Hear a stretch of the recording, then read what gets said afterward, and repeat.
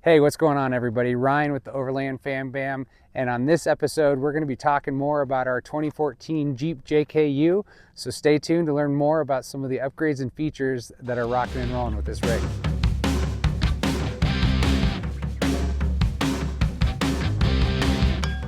So on this episode we're going to be running through our first adventure vehicle to the Fam Bam.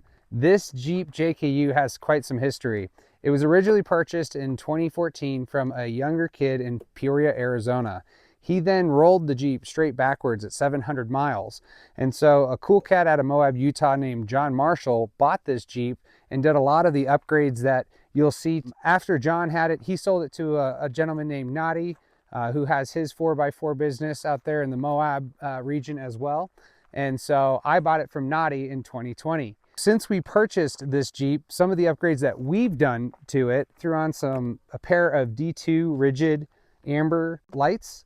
Always been a big fan of rigid. However, since we bought this Jeep in 2020, there's a newer company out there out of the East Valley of Arizona that we're looking forward to working with, being proud customers of. So you'll be seeing a change there here in the future. One of the things we upgraded right away off the winch was our Fairlead. We went with the Hawse Pro. Max makes a one-of-a-kind product, certainly the most professional Fairlead out there on the market. So we run this both on the Jeep and the Ram. Behind our Flatlink and Hawse Pro, we do have the Sec 9 mile marker winch. That was on the Jeep when we got it, still running strong for us, in addition to the front bumper, which is a Barricade front bumper.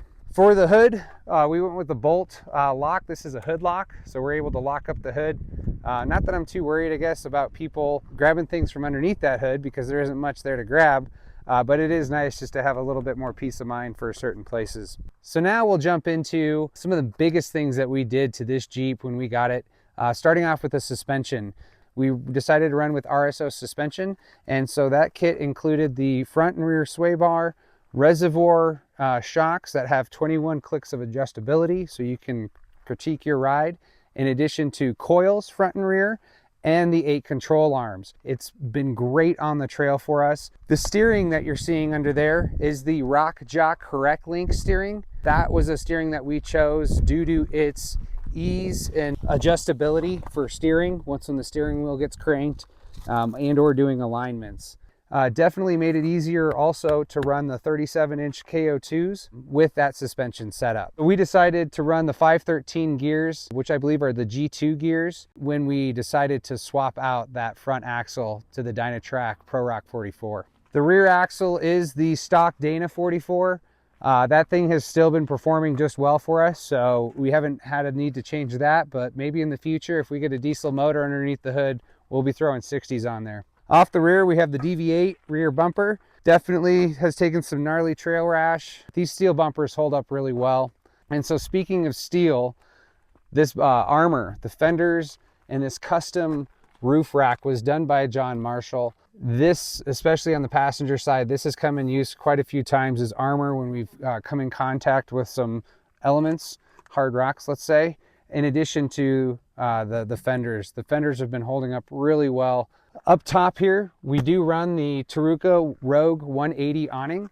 It's the perfect awning, I think, for our Jeep, just because it weighs 44 pounds. It gives us a lot of coverage right off of the front of the Jeep. It has red LED lighting, and it also has a power port on the inside and on the back side of the awning, so we can have it hardwired at all times, which is super cool for our rig. They just make a high quality awning at a cost-effective rate. To wrap up a couple last things up on top, we have an AutoHome tent.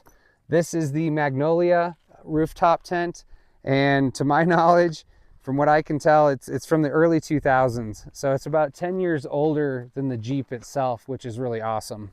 The last thing on top of the Jeep that we'll talk about is our comms. Here we have our Midland radio MXAT04VP 6.6 decibel antenna. I know it's a mouthful, but this antenna, when it's paired with the MXT 575 50 watt radio, boy, you can really have great communications for a long distance and certainly hit repeaters in the area quite easily. We do run a similar antenna on the Ram, which you'll see in the next video, but we do run a different radio in the Ram. We only run 15 watts versus the 50 that's in the Jeep.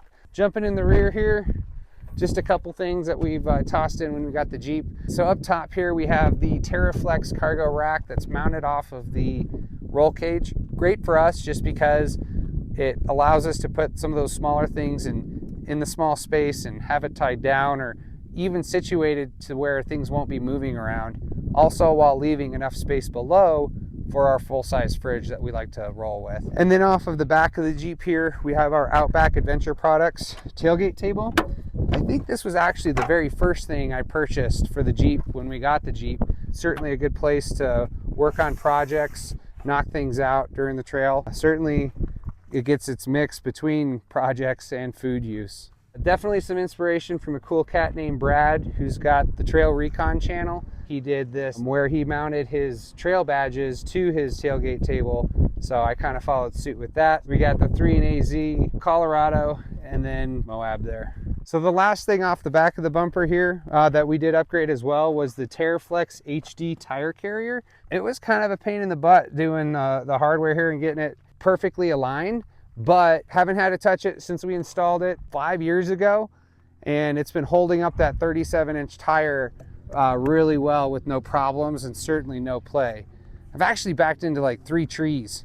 I'm not proud of that, but I've hit trees, backed into them, and the tire mounts just held up really well. So the last 2 things that definitely added horsepower to this puppy was our 4x4 FAM custom plate. Super proud of that bad boy. In addition to the LED taillights, the reverse light on these is awesome. Having the tinted windows, this has been pretty critical and awesome to have. It's been 4 years almost that we've had these single set of KO2 tires. The Jeep really is a weekend warrior for us more than anything else.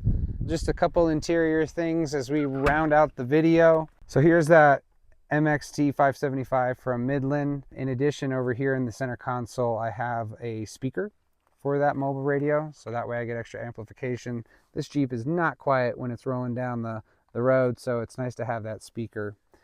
Up top here off the center console, we have the bullet point mounting solutions, phone and GoPro holder.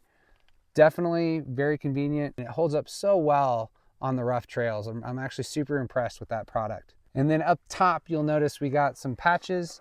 So we do have a lot of custom patches. And then more notably in the rear, we have our Tread Cred patches.